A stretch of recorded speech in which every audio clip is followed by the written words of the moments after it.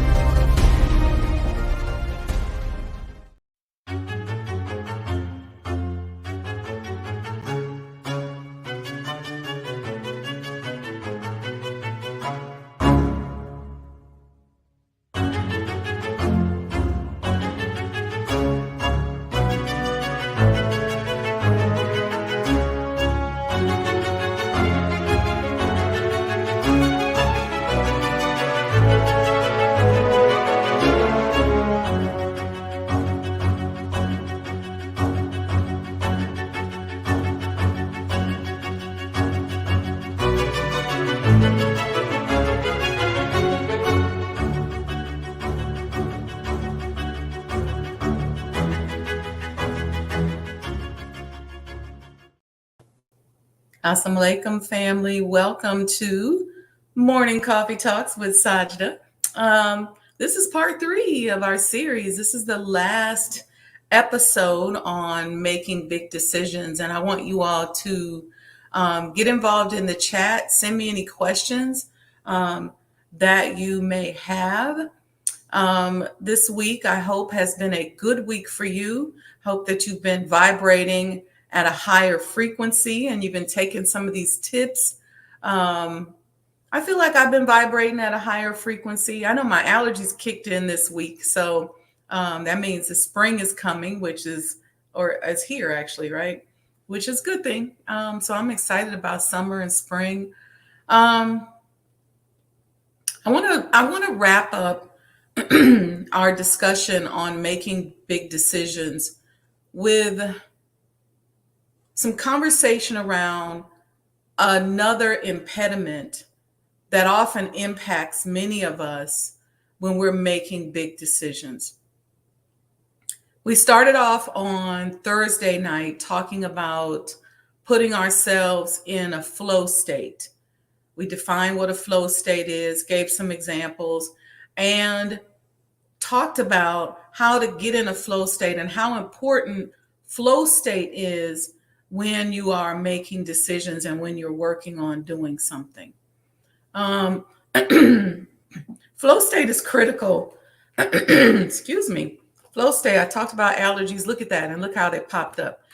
Flow state is critical, you guys, because if you don't get in a flow state, you will get into a non-flow state, which is really like a depressed state. And so you want to battle that low flow with high flow and a higher frequency flow. So we talked a little bit about how to do that. Yesterday, we talked about overcoming this spook God syndrome, where we don't make these decisions because we're waiting on a spook God. We got into that. And today I want to talk about dealing with the opinions of others when you're trying to make a decision for yourself. Okay. What we did not do in this series, which I did on the radio show when I covered it before, was went over different decision-making techniques. And what I thought we needed to do was to cover this other stuff, because even if we learn the mathematical process of making decisions, we're oftentimes dealing with these other things that become huge impediments.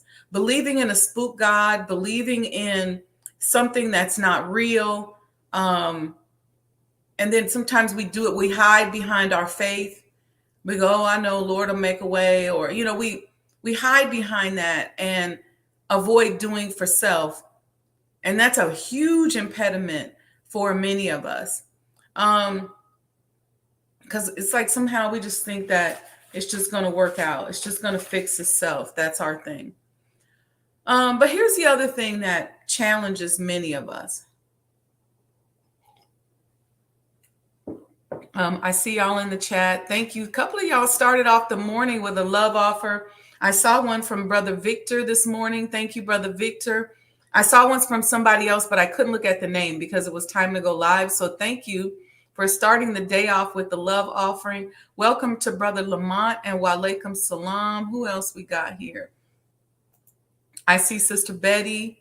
I see Brother Lewis Jr. He says, Walaikum Salam, ma'am. Oh, y'all not in the chat. Y'all just up here on the live. That's okay. You ain't got to get in the chat. But I would like some questions from you or comments from the chat. And make sure you do give your love offering if you're getting anything out of this. These series, these talks that I do are designed to raise your awareness about certain things and certain issues. They're going to open you up to mental strategies so that you function differently. Part of what challenges many of us is that the only mental strategies that we know in life are those that maybe we've seen our parents use, or those that people in our immediate circle utilize. And so how other people think that are successful, or just other ways of mathematically approaching a problem, and creating a solution or finding a solution, we're missing it. And so this is designed to open us up. This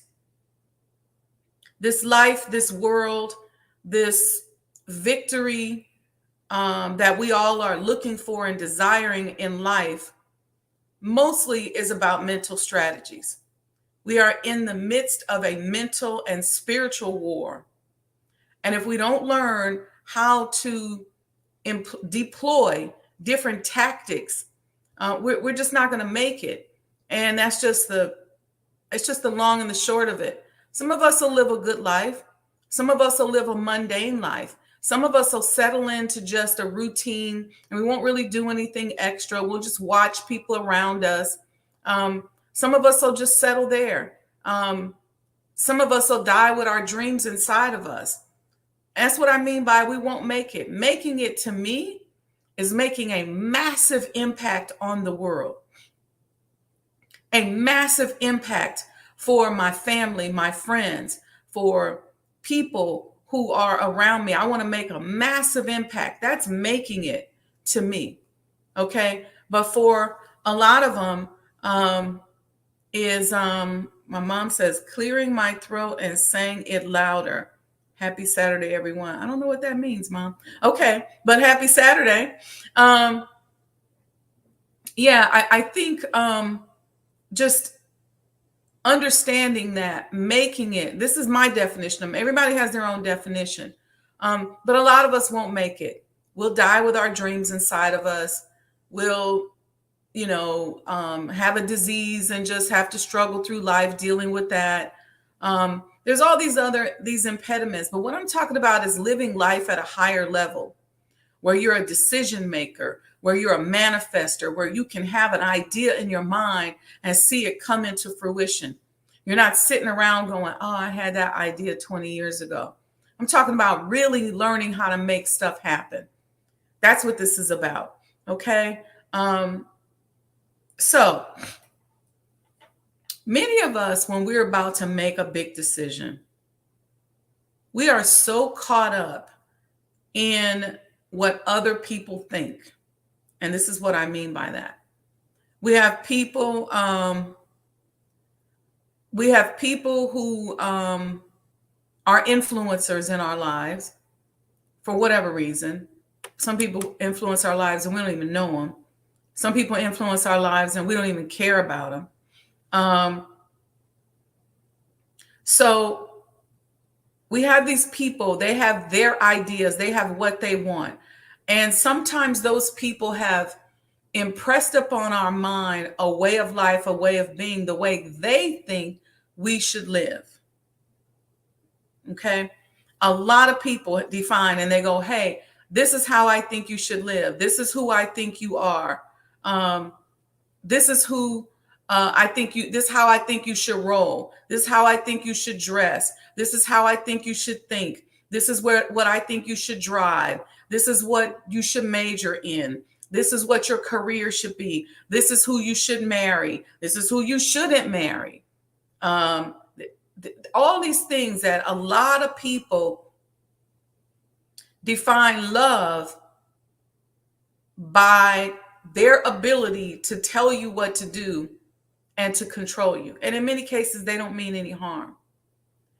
So when we get ready to make a big decision and it's contrary to what that person of influence thinks, many times we hesitate.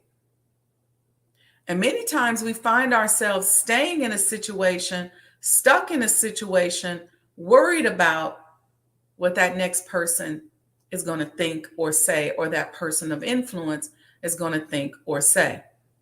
Okay. This is very, very critical. Worried about what these people are going to think or say. Very, very, very critical.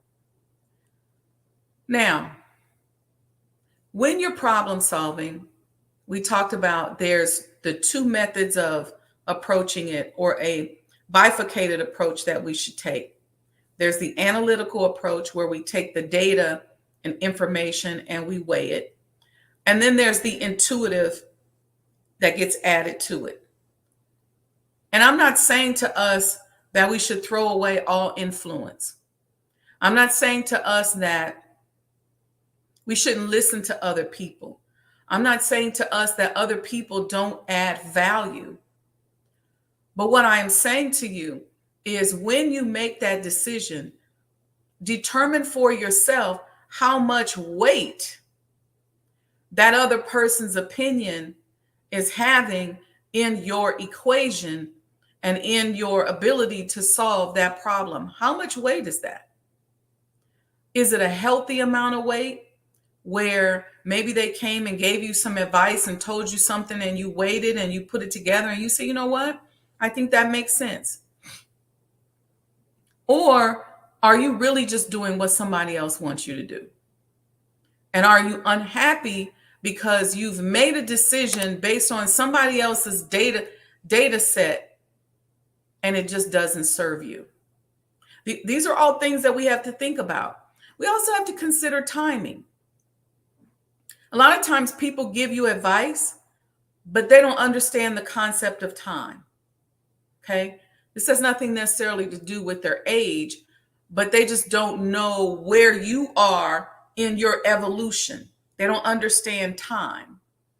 And I'll tell you, when I'm making a decision, I also consider my evolution as a person. Who am I? Where did I come from? How am I flowing through this earth? What ideas has God put in my mind that I want to do? Is he giving me a desire right now and creating what is perceived as a problem so that I can make a decision that will put me a step closer to where it is he's working and taking me? So that's a big part of my consideration. So a person may come to me and I may talk to somebody, and I have people that I talk to that know that evolution and some that don't. I may talk to somebody that doesn't know that evolution and they may give me a perfectly rational explanation on why they think I should do A, B, C, and D. But what they haven't considered is the road that I've traveled and that I'm traveling and where God has taken me and where he's already put in my mind that that he wants me to go. I'll tell you, I can't reveal all of this, but something happened to me the other day, something that I've been dreaming of since I was a child. And if you all know, as a child, I had certain dreams of different businesses that I wanted. And I've been dreaming, been thinking about it, had the concept in my head. I hadn't even thought about it. And somebody called me and wanted me to participate in a project that lines up with one of those dreams. And I remember saying, we getting ready to do this, God? That's what I said when I got off the phone. I said, okay, you know I'm ready. So somebody else may say to me, I don't know. Here's an example, one that I can actually talk about. When I got into healthcare, I was on the outskirts of healthcare. Let me say it this way.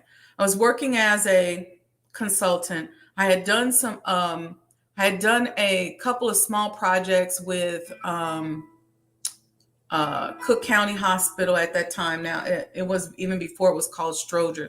I'm sorry. Let me turn my sound off here. I meant to do that before. It was called Stroger. Before it was called Stroger, it was the old Cook County Hospital. And it was a very, very early project that I had gotten in. So I had done some work with there. When they renamed it, I got a small project. There was Grady Hospital, which is a Black hospital down in Atlanta. I had done some light turnaround. I was on a turnaround consulting team, but I didn't really have a big role. I wasn't a part of leadership. I wasn't involved, but I was tuned into it enough that it was in my vibrational space. Going back, when I started talking about a journey, as a child, I I wanted a hospital. And then when I came into the nation, I learned and was just obsessed with the Honorable Elijah Muhammad wanting to build the hospital and the medical school. And um, when I worked at the National Center, myself and Brother Kamal, we would talk about it all the time. There's a couple of videos that we would watch over and over again, and we talk about it. And so it was definitely in my vibrational space. I didn't know it was something that Allah wanted me to do. And I believe he wants me to do it again. So when I got to DC and I met my business partner, he was talking to me about helping him with a nonprofit organization. I actually met him through this blog that I do. This is why I tell you, you don't sleep on this. Don't sleep on this show, y'all. There's jewels here. And so we started talking about his nonprofit and working with the nonprofit and helping. And I was not really interested. I'm not really a nonprofit type of girl. It's just not been my space. So I wasn't really excited about it. And he was a surgeon and he said, I'm trying to build these clinics. I needed my own space. And he had started a small company. And I was like, oh, well, I can help you do that. It's like something in my spirit was like, yeah. And then a series of events happened. I ended up with a project in Washington, D.C. And of all the projects that I had to choose from that were given to me as a choice, that one was the most unique. It paid the most money. So everything, the stars started lining up. And the rest is history. Well, let me finish saying. So when I was making a decision on whether or not to move to DC, I remember a lot of people were like, so I was commuting for a long time. I was commuting and spending a lot of money, primarily because there was so many people saying, I don't know about that. You probably shouldn't do it. And I remember my brother said, I got to use a curse word because he said, fuck it, it don't work out, just go back. And I remember going, you know what? But I was considering, but what I had started to consider was the trajectory. Always wanting a hospital, the Honorable Elijah Muhammad saying this or that. I'm looking at this huge deer walking past my window, and he's walking super slow. But anyway, I just remember thinking through that whole trajectory, right? And so we started building clinics. We built small centers, radiology centers, and then we got up to the hospital space. And so I was getting all this leadership experience in healthcare development. And I always knew that it was for something else and for something bigger. And as I continued to make decisions while I was in that building and learning phase, I was incorporating what I believe that God had as a trajectory for my life that he was putting together. So some advice that maybe other people would have said, no, you probably shouldn't do it. I couldn't incorporate that because there was something else deep down inside of here. And what I'm saying to each and every one of you, especially those of you who are, and this is for everybody. If you're in a point in your life where you want more out of life, you're just kind of going along to get along, especially if you're at a point in life where maybe you're just graduating from college or you're making a transition and you're just trying to figure out what you should do. And the people that you're asking, they're being very mathematical and analytical and maybe even very logical. Sometimes people look at money and they just go, I wouldn't give up that. That's worth a lot of money. But sometimes it ain't always about that. And so these are things that you got to make sure you incorporate in your decision making, because all you're going to do is end up unhappy. Had I not taken that project in DC, I would have stayed here in Chicago. I'm sure that I would have gotten There were other projects that were already on the table. I'm sure some of them would have been lucrative. It would have been fine. But I always would have been saying, woulda, coulda, shoulda. What could have happened? What would have happened?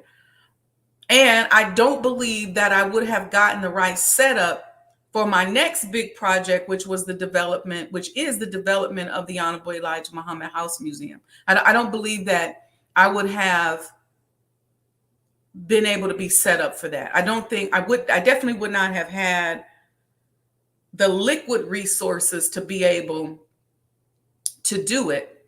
And I don't think that I would have had the mindset, having never built anything of that magnitude on my own. Obviously, when you build something, you're not alone. I have my business partner and that, but when I'm saying on my own, I mean where you are the sole person responsible, where you're responsible for making sure those permits go in right. You're responsible, or I was responsible for making sure that the FIGLY guidelines were followed. I was responsible for making sure that we passed the inspections and that the walls were designed properly and everything was set up in compliance with federal and state regulatory guidelines. So that's what I mean by that. And so in each of those cases, being that person that's responsible for that, I have been on teams before. I have been on a team that built a hotel in the Bahamas. I have been on teams, but not where it was on me. And even when I was on those teams and I was assigned certain levels of responsibility, there was still somebody else that if I quit, that they was going to cover it. This was, look, if you don't make this right and you don't take care of this, then this ain't happening. So it was a different level of responsibility. So the series of small decisions, the micro decisions along the way, and they're not even really micro decisions, but I'm just going to use that term so that you understand, to illustrate to you what I'm saying. That series of micro decisions along the way helped to make that bigger decision. See, a lot of people don't make the right micro decisions, and then when the big thing happens, they blame it on somebody else, or they feel like somebody abused them or something went wrong. It's like being in a relationship, right? You see those breadcrumbs of abuse along the way. If you see signs, flag posts, things along the way that tell you that this may be a problematic situation, and you don't pay attention to it, when it blows up later, you really can't blame anybody but yourself. You can only blame your inability to make the correct micro decisions along the way. And so in a case like that, when things don't work out, or maybe I got embarrassed, or I got upset, or I got hurt, or it just didn't work, it was tragic, I had to go back and say, what red flags did I ignore? And what micro decisions did I not make properly? Where was my mindset along the way? And I'm dissecting, why did I do this? Well, maybe I needed attention at the time. Maybe I needed love at the time. Maybe I needed this or that. Because you can't take back what has happened, but what you can do is correct the decisions.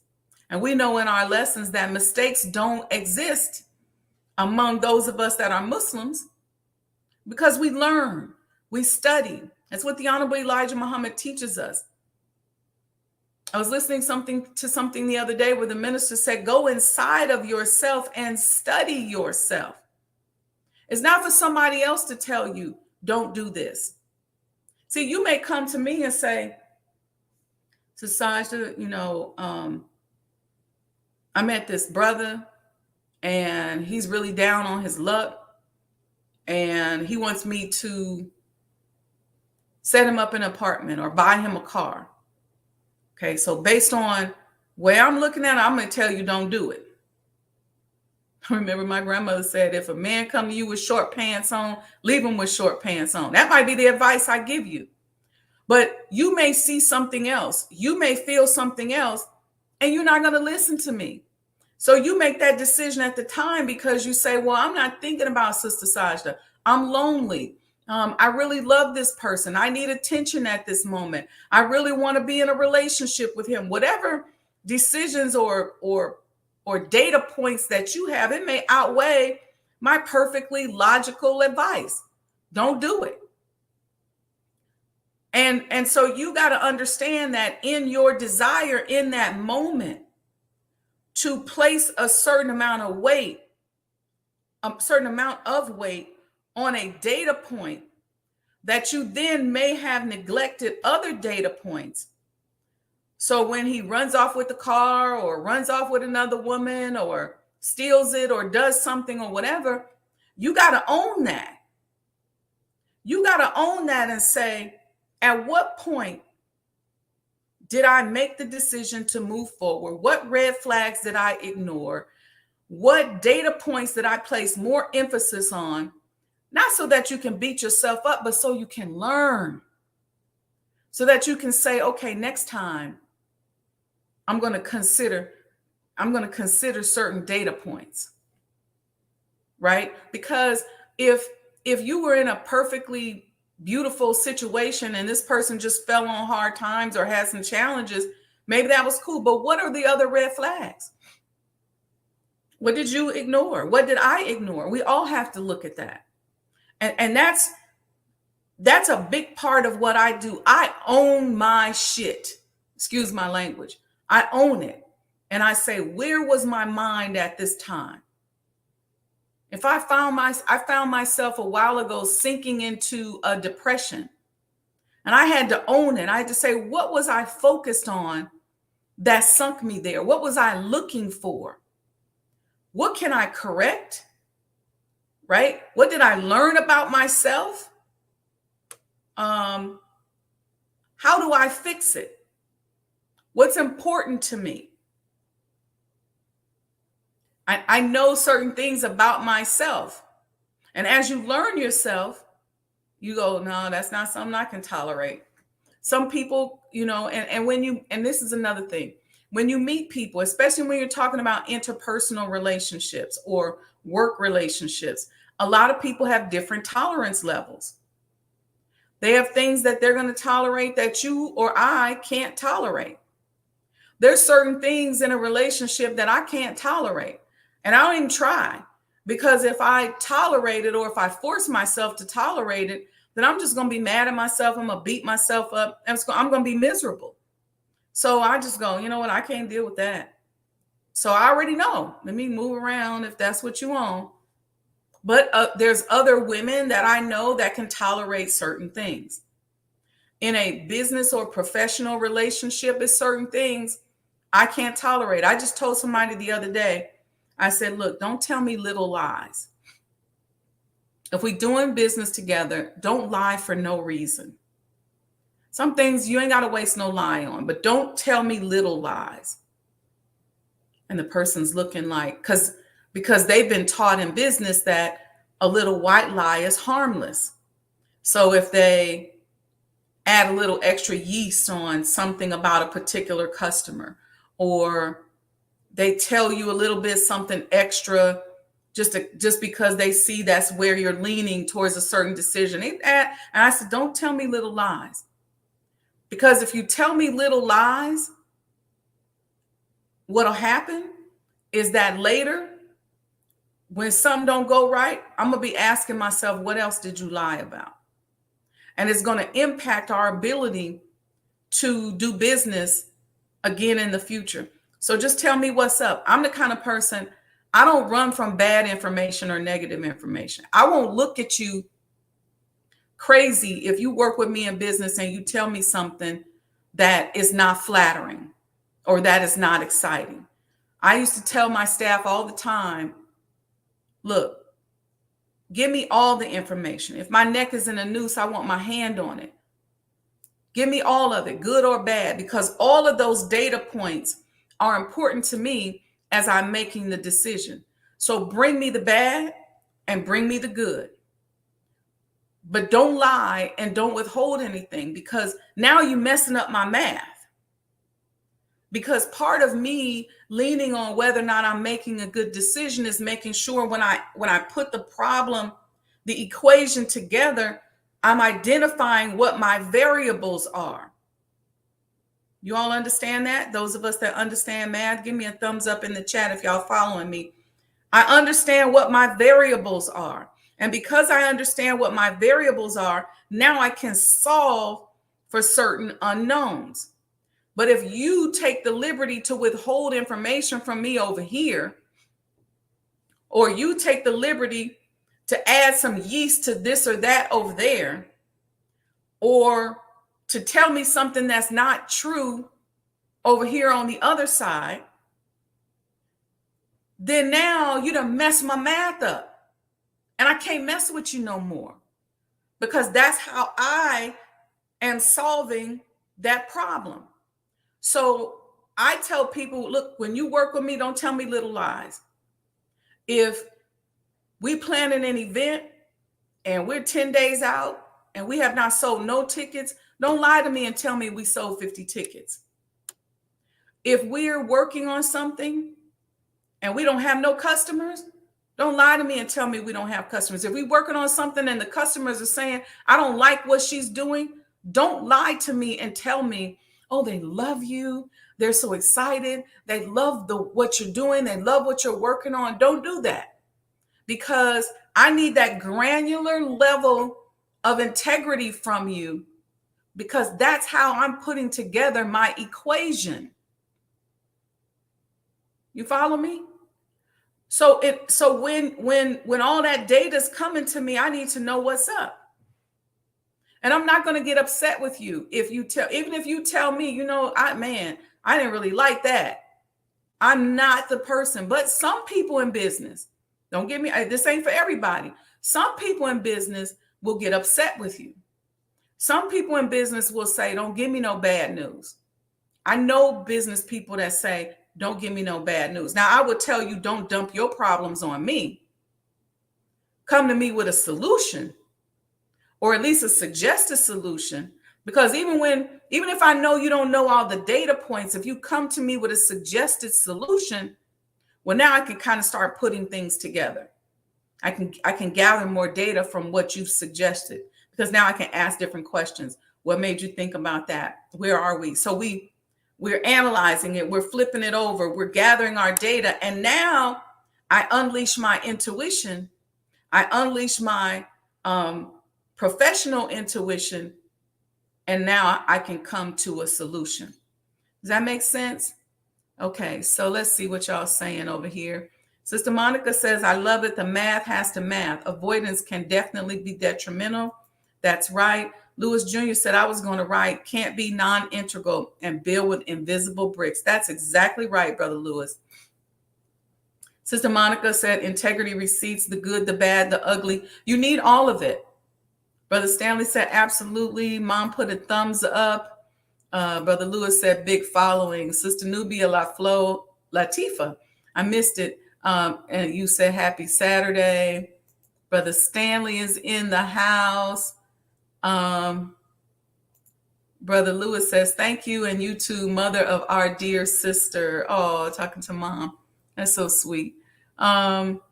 No, Mom, I didn't see it in the chat earlier. Maybe I missed it. I'm sorry. I didn't see it, but okay. And then Sister Betty, happy Saturday.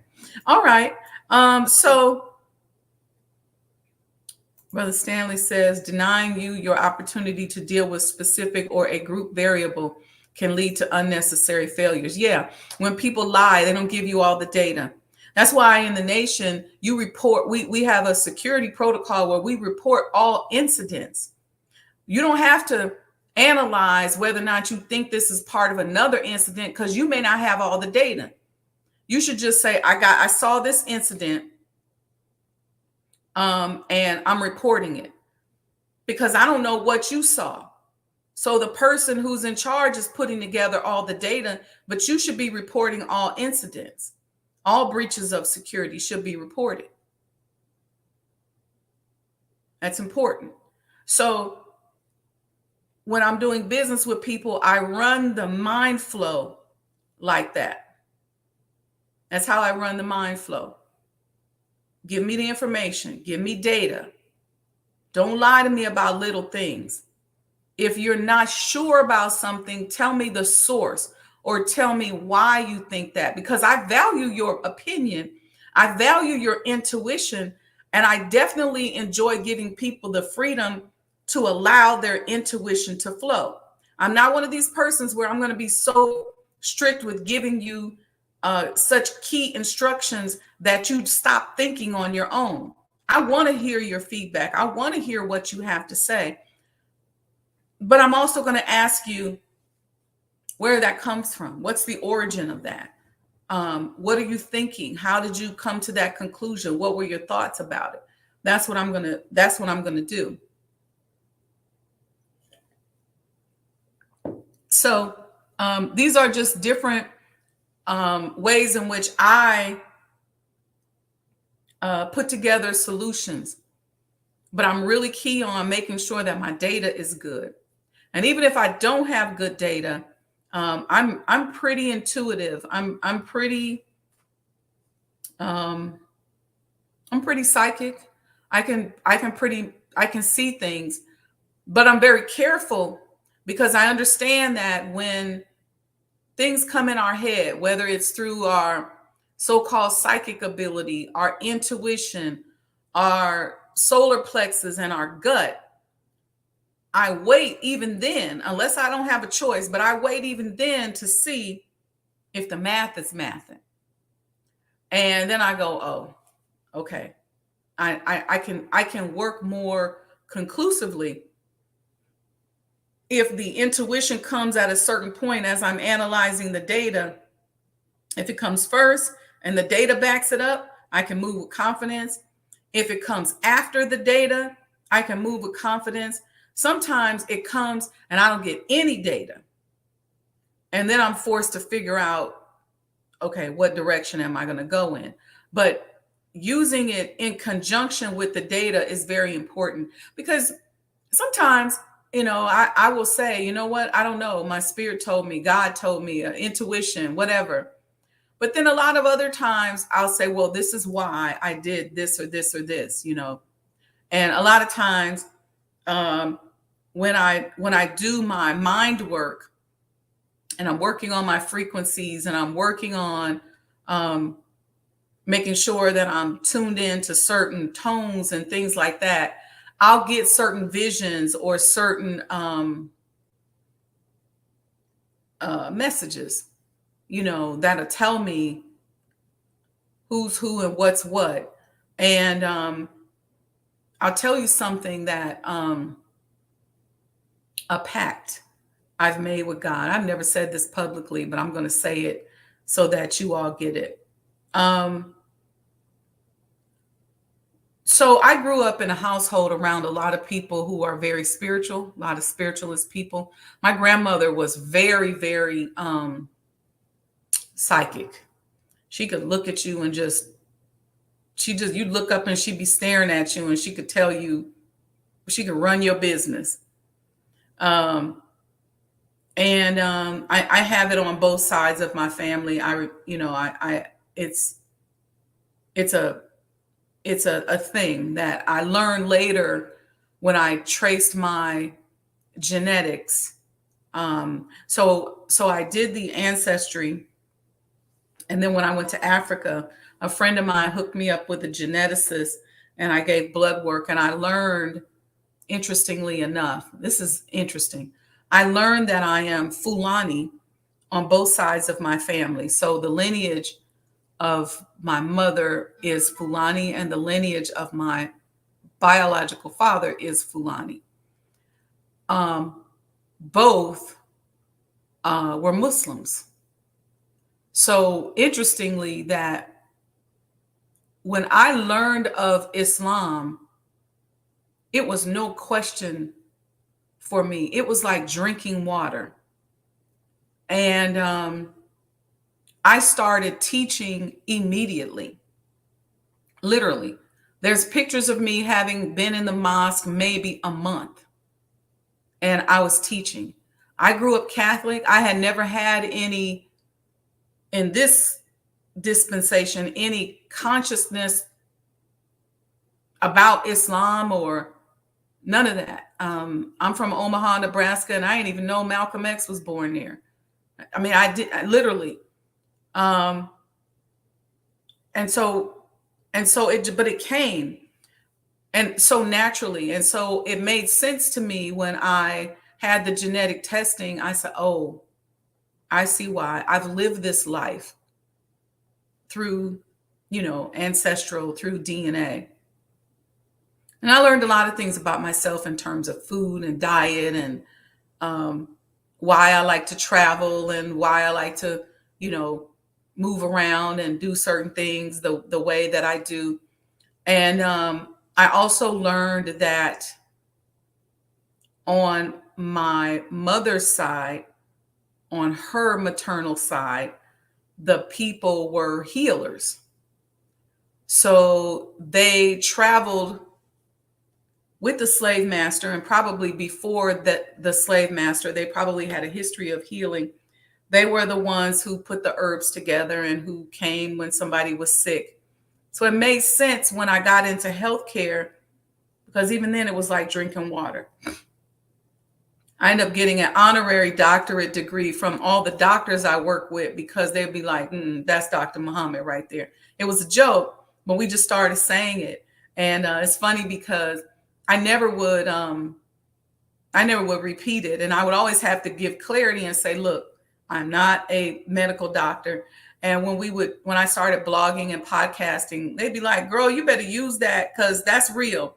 And so it's like an honorary thing. It's no different from anybody who goes and gets an honorary doctorate degree. So I have one from doctors and people at the hospital who used to bet money that they thought that I was working as a consultant, but that I was really a doctor and that I was spying on them. And that bet was going around. But in truth, and literally people would send patients to me and I would have to say, I can't see your patient. Don't send your patient to me. They got to see one of the other clinical licensed doc. I can't help them. And so I was always saying that constantly. But the healthcare stuff came like drinking water. But when I learned through the genetics that it was in my DNA, so much so that I became almost like a medical intuitive. I could literally see it, feel it, taste it, touch it. And so I love sitting around with the doctors and we would talk about cures and issues and things like that. I was able to go through, when I would go through our lessons in the Supreme Wisdom, and identify where Master Farad Muhammad was addressing our health conditions and things like that. So when I first came into the nation, I made a pact with God. I think the first time I came, it was during study group. And then the first lecture I attended was that Sunday. And as I was sitting there and in the lecture, Brother Yusuf Muhammad was talking about the Father, the Son, the Holy Ghost, the 3-in-1, and that teaching. And I knew something about it. I got it. And I understood it in the context very clearly. And thank you, Brother Stanley, for that love offering. Make sure you all like and subscribe. You can give a love offering like Brother Stanley right here through the super chat, or you can go to Cash App, Sajdah Enterprises. And I immediately started to think about my grandmother as I sat there in the audience. And I thought about how powerful her mind was in terms of being able to read people, because I had begun to develop some of that as well. But I made a pact with God. I said, if you allow me to further develop these skill sets and to tap into my essence, to be myself, then I won't be mean with it. I won't abuse people. I won't be negative with people about it. I will use it to be your conduit and to help people to do your will. And that's how I started teaching orientation class. That next Saturday, I was sitting in class and I started helping with teaching. By 3 weeks, I was running the class. Um, and once I moved to Chicago, and Minister Ishmael and I were working on the ministry class and all of that stuff, it just was something that came because very natural to me.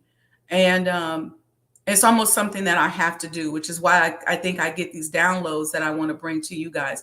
So why am I saying all that in context to making big decisions? Knowing yourself and incorporating who you are when you make these decisions, when you're making these little micro decisions that lead up to the big decisions, like relationship, like marrying somebody, like your major in school, like whatever it is that is leading to something that's going to change the trajectory of your life. I did it when I got ready to go to college. I started out in engineering. I spent 2 years in engineering. I got accepted in the engineering college. And then I said, I don't want to do this, because I let somebody talk me into doing something that I didn't want to do. I always wanted to be a business mogul. I went into accounting and finance, pulled my briefcase back out, started going up on campus with my briefcase, had so many credits from being in the engineering college that I ended up getting a dual degree. But guess what? I soared at that point. Brother Lewis Jr., let me see what you say. Let's see. He said, excuse my long remark, family. There can't be any growth if one is unwilling to take the bad with the good. That's right. We have to incorporate that. The pain of uneasiness of criticism is the gain of us being responsible and accountable for where I am imperfect. There is always a wrinkle somewhere. Nothing is all smooth.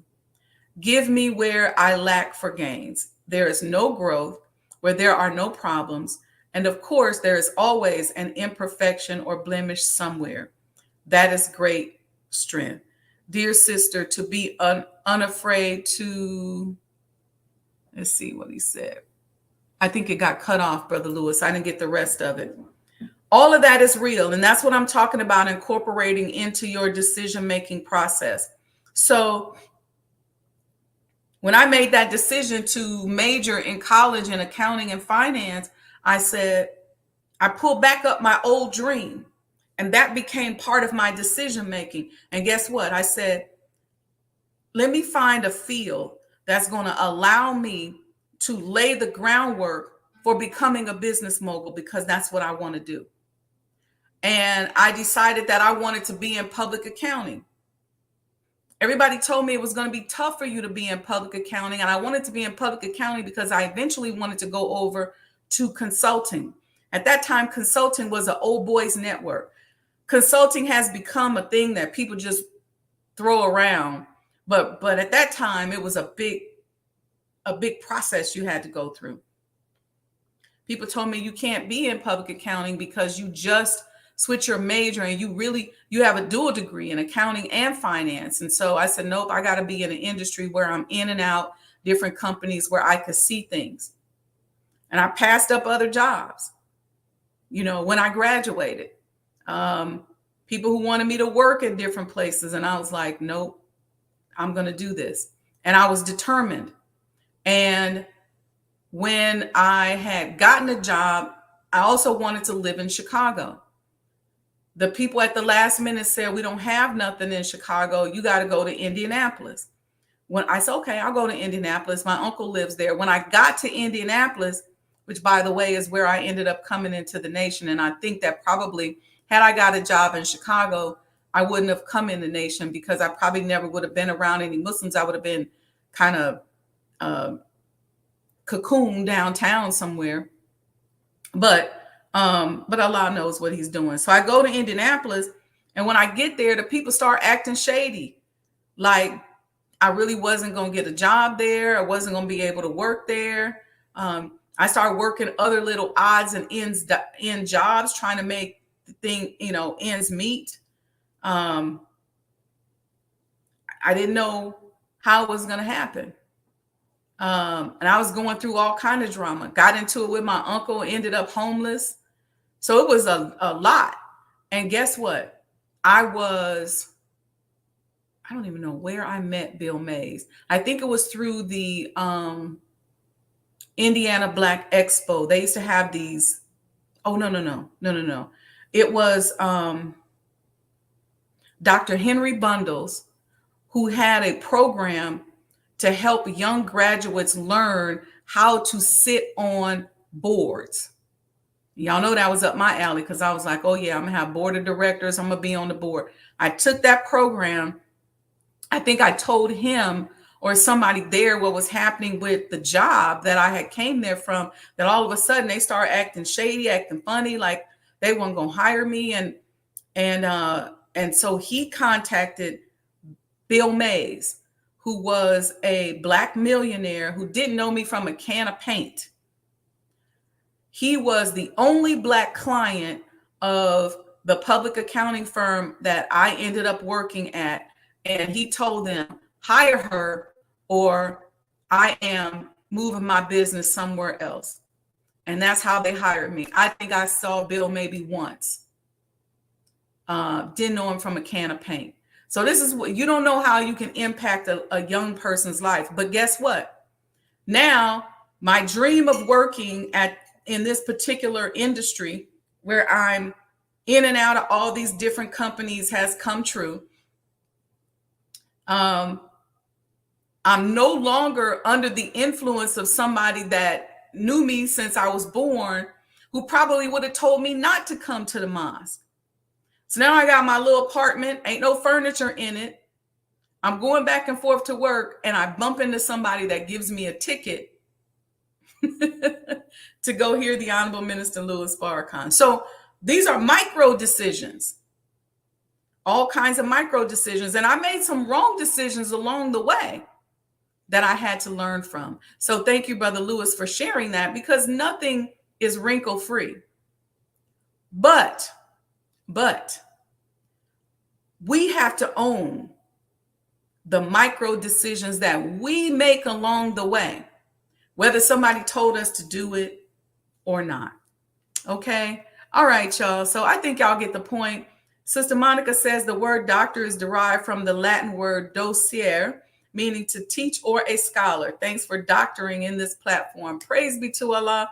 That is exactly what they told me, because I was so embarrassed. They joke around and I would say, I'm not going to use it. I remember my business partner said, you better tell people you Dr. Muhammad. I'm like, nah. But so he teases me about that all the time. But so, yeah. So Brother Lewis is continuing. He said, to be afraid to receive the ugly, which acts as the makeup once accepted, to enhance us even more in a well-rounded beauty success. That is your Fulani strength. Oh, but no, that is your strength altogether. All praises due to Allah. Thank you so much. Thank you for those beautiful words, Brother Lewis Jr. I really appreciate it. Okay, y'all. So y'all got it. How many of y'all got y'all commemorative Elijah coin? Y'all know your sister over here working her backside off. We're going to be real close. I am praying that, well, I ain't even going to say it yet. But let me just say this. I've been working and there's a lot of things in the work. I need you all to get your commemorative Elijah coin if you don't already have it. If you learn anything from this platform, give a love offering. Hit the super chat down here in the bottom. Go to Cash App, Sajdah Enterprises. Don't just be on here sucking up all the knowledge from the beautiful people in the chat and your good sister, Dr. Sajdah. Don't do that. Give a little something. Give a love offering. I am trying my best not to charge for these talks, these courses, and we're going to move into doing some advertising and things like that. I think this deer enjoys what we're talking about today too, because he has antlers and everything, and he just keeps walking past. Anyway, so Brother Stanley said, got mine. When is your next business book coming out? Well, Brother Stanley, I am probably about 3/4 of the way done with it. I won't tell you the name yet, but I'm hoping, inshallah, by the end of this year, I'll be ready to put it out. I am literally writing it myself. I know a lot of people are doing chat GPT books and all of that, but I'm literally writing it myself. So it literally comes from here and whatever Allah is downloading to me. So I'm working on it, and inshallah, it's going to be really impactful. And the goal of that book is to um, help to lay a blueprint for our next generation. That's a whole nother topic. All right, y'all. Happy Saturday. Happy Cinco de Mayo. May Allah bless each and every one of you. Thank you for joining today. Thank you for listening. I wish you more goodness, more peace, more love than you've ever experienced or imagined. Peace and blessings, family. Let me see. I see a few more comments. Lewis Jr. said, I will be getting one soon indeed. And that is Allah checking in on you through the ear of the deer. Yeah, I think so. I think so, Brother Lewis. All right, y'all. Peace and blessings, family. Love you all very much. Assalamu alaikum.